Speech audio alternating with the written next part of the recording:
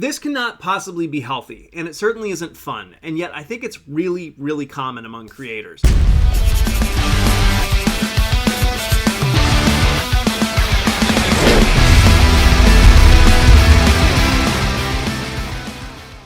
What's up, everyone? I'm Nathan Graham Davis, and I'm a professional screenwriter.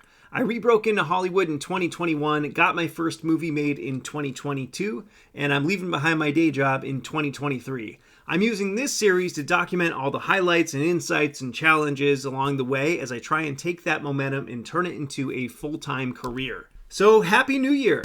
Because it's a new year, this one's going to be a little bit more philosophical and a little bit less actionable. I thought it'd be pretty cool to do a video about the journey itself. I'm a very goal-oriented person, if you haven't figured that out already. I set goals and I reevaluate them multiple times a year, and I'm pretty convinced that's a big part of what's helped me find some success. I'm not that much of a resolution guy. My philosophy has always kind of been that if I'm going to make a change, then it should be meaningful enough that I should take the steps toward that change right away, rather than wait for the first day of a new year to do it. If I'm basing a change on something that arbitrary, it just feels less likely to be permanent. So anyway, I've got a New Year's resolution for 2023.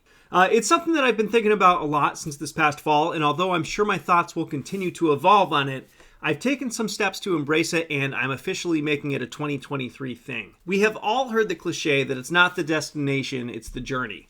I've had many people express that to me over the years, and I think that I've always been the kind of person who's just nodded and smiled at the wisdom of it, but was also a little bit like, yeah, sure, whatever. You know, I've always liked my massive pipe dream goals, and I wasn't about to stop focusing on them.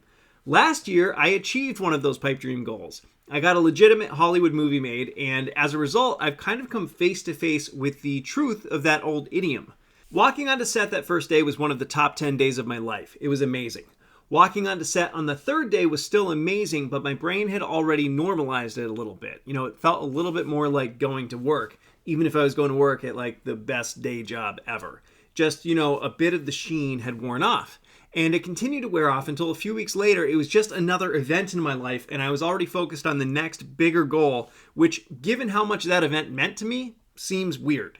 And also, there were some really negative thoughts that were beginning to form. You know, the movie was suddenly real, and I started thinking about how it would be received. I think it's going to come out really well, and I think that people will dig it, but I still found myself fearing anonymous internet comments that didn't even exist yet.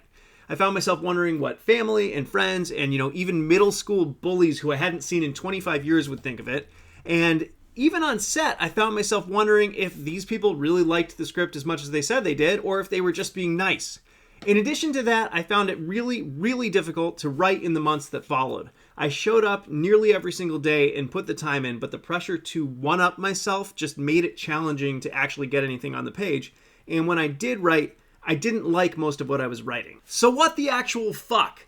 I just achieved a dream. I got a movie made. And although I was initially super motivated by that experience, it quickly began to become demotivating.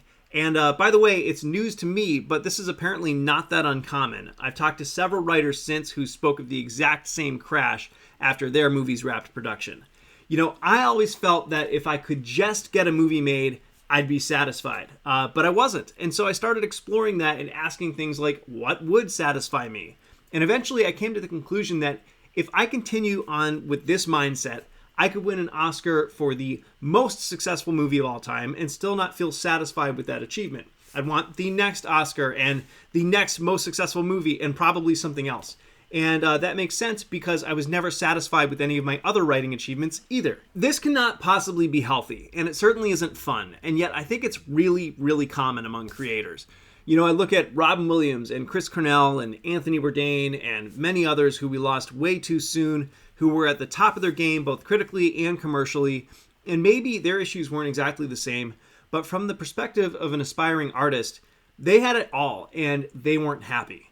I'm about to achieve an even bigger dream of mine. I'm about to quit my day job and write full-time, at least for a little while. You know, and that may last or it may not, but either way, I don't want my self-worth to be based on how successful I am, because I'd much, much rather enjoy getting to do this. I got into writing because I love to write. I got into screenwriting because I love movies, and I want to stay grounded in those things. I'm still going to set goals. I still want to actually make things, which is not easy, and I still need to make money. So having concrete goals and working toward those daily is going to be critical for both of those things.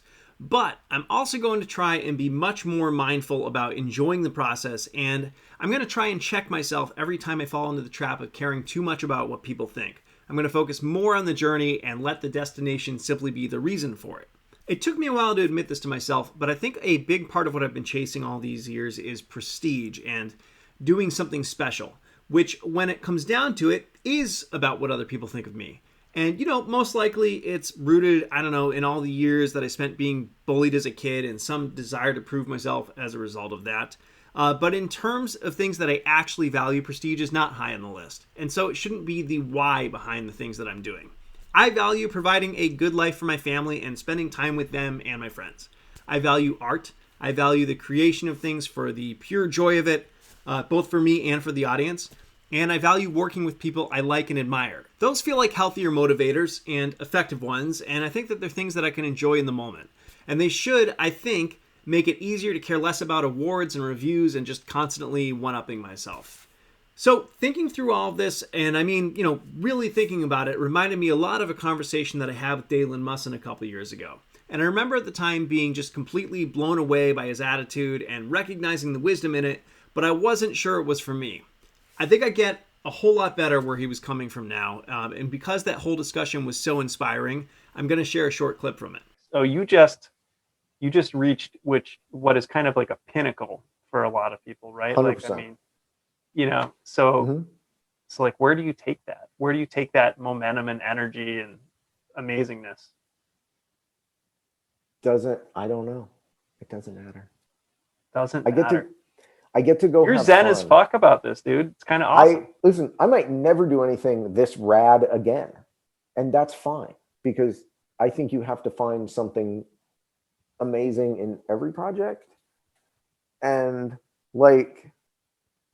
frankly, right now I'm out pitching like a children's cartoon, and I'm really excited about it. And is that as high profile as The Falcon and the Winter Soldier coming next year on Disney Plus? No. But am I personally going to have fun and enjoy myself and be happy about it? Yes. And I look at, I just finished reading Andre Agassi's biography, and one thing that this does have a point, I promise. One thing that keeps coming up is he hates tennis and has always hated tennis. And did he make millions of dollars? Yes. And is he world famous? Yes. But was he happy about it? Doesn't sound like it, not from this book. And I mean, those millions of dollars can buy a lot of happiness points, but maybe he didn't want to have all those horrible experiences to go along with it. I don't know. I feel like there's so much outside of my control. I'm just going to appreciate what's happening and what I am in control of, and do my best, whatever comes up. And 5 years ago, I was working on Iron Sky 2, right, which out on Netflix, which was such a fun, cool, awesome experience. And I loved every single minute of it. That was the highlight of my career, and still is a highlight of my career. I mean, I don't know. How was that movie received? I literally have no idea. I've never looked at Rotten Tomatoes. I don't know. I have You haven't fun? You haven't looked at like scores and shit on your movie? Never do.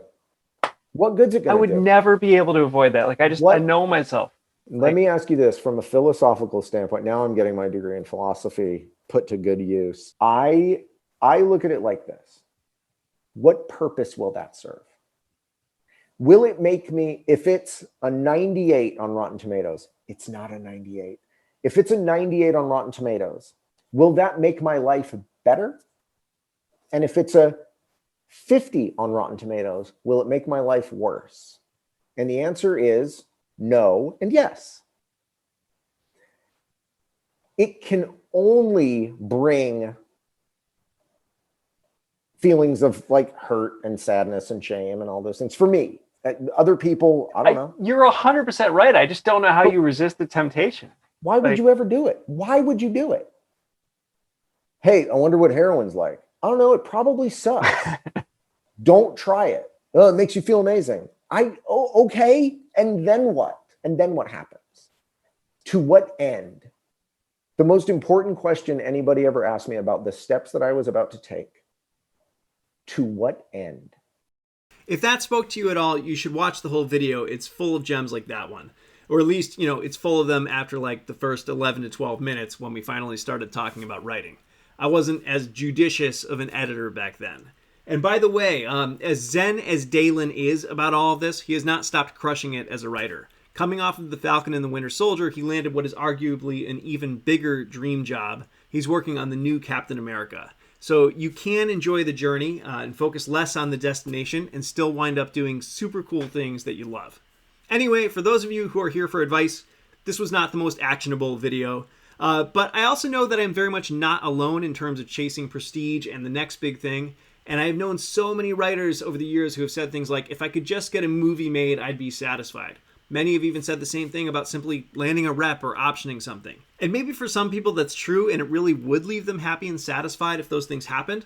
But I think it's also easy to not be honest with ourselves about this kind of thing. And if that's you, or if any of this rings true for you, hopefully some of this was helpful or at least thought-provoking. I'd love to hear about your own thoughts and experiences in the comments, so please feel free to leave one below. And if none of this applies to you at all, then that's great.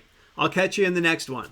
Either way, make sure to hit those like and subscribe buttons so you don't miss it. And thanks so much, everybody. Enjoy the journey as you chase your own dreams.